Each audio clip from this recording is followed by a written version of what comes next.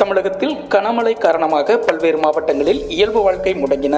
குறிப்பாக தென் மாவட்டங்களில் விடிய விடிய கொட்டிய கனமழையால் பல குடியிருப்பு பகுதிகளில் மழைநீர் சூழ்ந்துள்ளது. திருநெல்வேலி, கன்னியாகுமரி, தென்காசி, தூத்துக்குடி, புதுக்கோட்டை, தஞ்சாவூர், திருவாரூர், மயிலாடுதுறை, நாகப்பட்டினம், கடலூர், நீலகிரி, கோவை, திருப்பூர், திண்டுக்கல், தேனி, மதுரை, விருதுநகர், சிவகங்கை, ராமநாதபுரம் முதலான மாவட்டங்களில் கனமழை பெய்தது. குறிப்பாக தென்காசி மாவட்டத்தில் விடிய விடிய கனமழை கொட்டி தீர்த்தது. இதனால் அணைகளில் நீர்மட்டம் கிடுகிடுவென உயர்ந்தது. குற்றாலம் அருவிகளில் கடும் வெள்ளப்பெருக்கு ஏற்பட்டது. திண்டுக்கல் மாவட்டம் முழுவதும் விடிய விடிய மழை கொட்டி தீர்த்தது. பழனியில் வீடுகளுக்குள் தண்ணீர் புகுந்ததால் பொதுமக்கள் பாதுகாப்பான இடங்களில் தங்க வைக்கப்பட்டுள்ளனர்.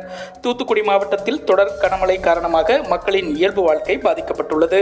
திருநெல்வேலி மாவட்டத்தில் கனமழையால் மக்களின் இயல்பு வாழ்க்கை வெகுவாக பாதிக்கப்பட்டுள்ளது. தாமிரபரணி ஆற்றில் வெள்ளப்பெருக்கு ஏற்பட்டுள்ளதால் தாழ்வான பகுதிகளில் வெள்ளம் புகுந்து குடியிருப்புகளை சூழ்ந்துள்ளது. தூத்துக்குடி, தென்காசி மற்றும் திருநெல்வேலி ஆகிய மாவட்டங்களில் பெரிய அளவுக்கு மழை பெய்துள்ளது. ஆனால் பெரிய அளவில் பாதிப்பு ஏற்பட்டதாக இதுவரை செய்திகள் இல்லை. எது வந்தாலும் அதை சமாளிப்பதற்கான நடவடிக்கைகளை எடுக்க இந்த அரசு தயாராக இருக்கிறது என்று தமிழக முதல்வர் மு க ஸ்டாலின் கூறியுள்ளார். அடுத்த 48 மணி நேரத்தில் புதிதாக ஒரு காற்றழுத்த தாழ்வு பகுதி உருவாகக்கூடும் என்றும், தமிழகத்தில் டிசம்பர் 16 முதல் 18ஆம் தேதி வரை மீண்டும் கனமழை பெய்ய வாய்ப்புள்ளது என்றும் சென்னை வானிலை ஆய்வு மையம் வெள்ளிக்கிழமை தெரிவித்துள்ளது. இதனிடையே சென்னையில் செய்தியாளர்களிடம் பேசிய இந்திய வானிலை ஆய்வு மையத்தின் தென்மண்டல தலைவர் பாலச்சந்திரன், தமிழகத்தில் கடந்த 24 மணி நேரத்தில் 29 இடங்களில் அதி கனமழையும், 81 இடங்களில் மிக கனமழையும், 168 இடங்களில் கனமழையும் பதிவாகியுள்ளன. அதிகபட்சமாக நெல்லை மாவட்டம் ஊத்து பகுதியில் 54 சென்டிமீட்டர் மழை பதிவாகியுள்ளது. திருநெல்வேலி, தூத்துக்குடி மற்றும் தென்காசி மாவட்டங்களில் அதி கனமழை பதிவாகியுள்ளது. அடுத்து வரும் 24 மணி நேரத்தை பொறுத்தவரையில் தென் தமிழகம் மற்றும் உள் மாவட்டங்கள், மத்திய மேற்கு மாவட்டங்களில் பெரும்பாலான இடங்களிலும், வட தமிழகத்தில் அநேக இடங்களிலும் லேசானது முதல் மிதமான மழை பெய்யக்கூடும். டெல்டா மாவட்டங்கள், கன்னியாகுமரி, தூத்துக்குடி மற்றும் தென்காசி ஆகிய மாவட்டங்களில் ஓரிரு இடங்களில் கன முதல் மிக கனமழைக்கும், நெல்லை மாவட்டத்தில் ஓரிரு இடங்களில் அதி கனமழைக்கும், ஏனைய தென் தமிழகத்தின் உள் மாவட்டங்களில் ஓரிரு இடங்களில் கனமழைக்கும் வாய்ப்புள்ளது என்று அவர் தெரிவித்தார். கனமழையால் பாதிக்கப்பட்ட பகுதிகளுக்கு நேரில் சென்று தண்ணீரில் மூழ்கியுள்ள வேளாண் பயிர்களை கணக்கெடுத்து உடனடியாக பாதிக்கப்பட்ட விவசாயிகளுக்கு நிவாரண உதவிகள் அளிக்க வேண்டும் என்று அதிமுக பொதுச் செயலாளர் எடப்பாடி பழனிசாமி வலியுறுத்தியுள்ளார். திருநெல்வேலி, தென்காசி, தூத்துக்குடி உள்ளிட்ட தென் மாவட்டங்களில் கனமழை பெய்து வருகிறது. இதனால் தண்டவாளங்களில் தண்ணீர் தேங்கி நிற்கிறது. அத்துடன் சில இடங்களில் சிக்னல் கோளாறும் ஏற்பட்டுள்ளது. இதன் காரணமாக தென் மாவட்டங்களில் இருந்து சென்னை வரும் ரயில்கள் தாமதமாக இயக்கப்படுகிறது. திண்டுக்கல்லில் உள்ள திருச்சி சாலையில் 4 மாடி கட்டிடத்தில் சிட்டி மருத்துவமனை இயங்கி வருகிறது.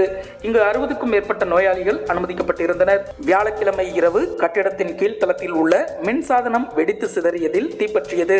விபத்தில் 6 வயது சிறுமி உட்பட 6 பேர் உயிரிழந்தனர். இந்த துயர சம்பவத்தில் உயிரிழந்த 6 பேரின் குடும்பத்தினருக்கும் முதலமைச்சரின் பொது நிவாரண நிதியிலிருந்து தலா ரூபாய் 3 லட்சம் வழங்கிட முதல்வர் ஸ்டாலின் உத்தரவிட்டுள்ளார். பழைய ஓய்வூதிய திட்டம் அமல்படுத்துவது உள்ளிட்ட தேர்தல் வாக்குறுதிகள் தொடர்பாக தமிழக முதல்வர் ஸ்டாலின் உடனடியாக மௌனம் கலைத்து நல்ல முடிவை அறிவிக்காவிட்டால் அரசுக்கு எதிராக வலுவான போராட்டங்களை நடத்துவோம் என்று தமிழ்நாடு அரசு ஊழியர் சங்கம் எச்சரிக்கை விடுத்துள்ளது. சிங்கப்பூரில் நடைபெற்ற உலக செஸ் சாம்பியன்ஷிப் போட்டியில் தமிழகத்தைச் சேர்ந்த டி குகேஸ் நடப்பு சாம்பியனான சீனாவின் டெங் லிரனை வென்று சாதனை படைத்துள்ளார். மிக இளம் வயதிலேயே உலக செஸ் சாம்பியன்ஷிப் போட்டியில் வென்று உலக செஸ் சாம்பியனாக வாகை சூடி சாதனை படைத்து இந்தியாவுக்கும் தமிழகத்துக்கும் பெருமை சேர்த்த டி குகேஸை தனது எக்ஸ் தளத்தில் பாராட்டி வாழ்த்தி முதல்வர் ஸ்டாலின் பதிவிட்டிருந்தார். அத்துடன் தொலைபேசி வாயிலாகவும் அவரை தொடர்பு கொண்டு வாழ்த்து தெரிவித்தார். தமிழகத்துக்கு பெருமை சேர்த்துள்ள குகேஸுக்கு ரூபாய் 5 கோடி ரொக்கப்பரிசு வழங்க துணை முதல்வர் உதயநிதி ஸ்டாலின் முதல்வருக்கு கோரிக்கை விடுத்தார். அதை ஏற்று குகேஸை மேலும் ஊக்குவிக்கும் வகையில் ரூபாய் 5 கோடி ரொக்கப்பரிசு வழங்கப்படும் என்று முதல்வர் ஸ்டாலின் அறிவித்துள்ளார். வயநாடு தொகுதியில் வெற்றி பெற்ற பிறகு முதன்முறையாக பிரியங்கா காந்தி மக்களவையில் வெள்ளிக்கிழமை உரையாற்றினார். அப்போது நாட்டு மக்களுக்கு பாதுகாப்பு கவசமாக இருக்கும் அரசியலமைப்பு சட்டத்தை பலவீனப்படுத்த அனைத்து முயற்சிகளையும் ஆளும் கட்சியான பாஜக மேற்கொண்டது என்று அவர் குற்றம் சாட்டினார். பின்னர் நாடாளுமன்ற உறுப்பினராக தாம் ஆற்றிய முதல் உரையை விட தனது தங்கை பிரியங்கா காந்தியின் முதல் உரை சிறப்பாக இருந்ததாக ராகுல் காந்தி பாராட்டு தெரிவித்துள்ளார்.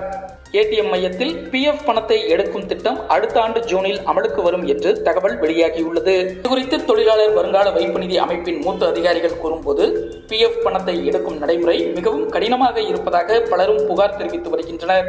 இதை எளிமைப்படுத்த வங்கிகளைப் போன்று ஏடிஎம் மையங்களில் PF பணத்தை எடுக்கும் வசதியை அறிமுகப்படுத்த திட்டமிடப்பட்டுள்ளது. இதற்காக EPFO உறுப்பினர்களுக்கு ATM அட்டை வழங்கப்படும். பணம் தேவைப்படும் PF சந்தாதாரர்கள் முறைப்படி ஆன்லைனில் விண்ணப்பிக்க வேண்டும். அவர்களின் விண்ணப்பங்கள் ஏற்கப்பட்ட பிறகு ATM மையங்களில் எளிதாக பணம் எடுத்துக் கொள்ளலாம். எவ்வளவு பணம் எடுக்கலாம் என்பதற்கான வரம்பு நிர்ணயிக்கப்படும் என்று அதிகாரிகள் தெரிவித்தனர்.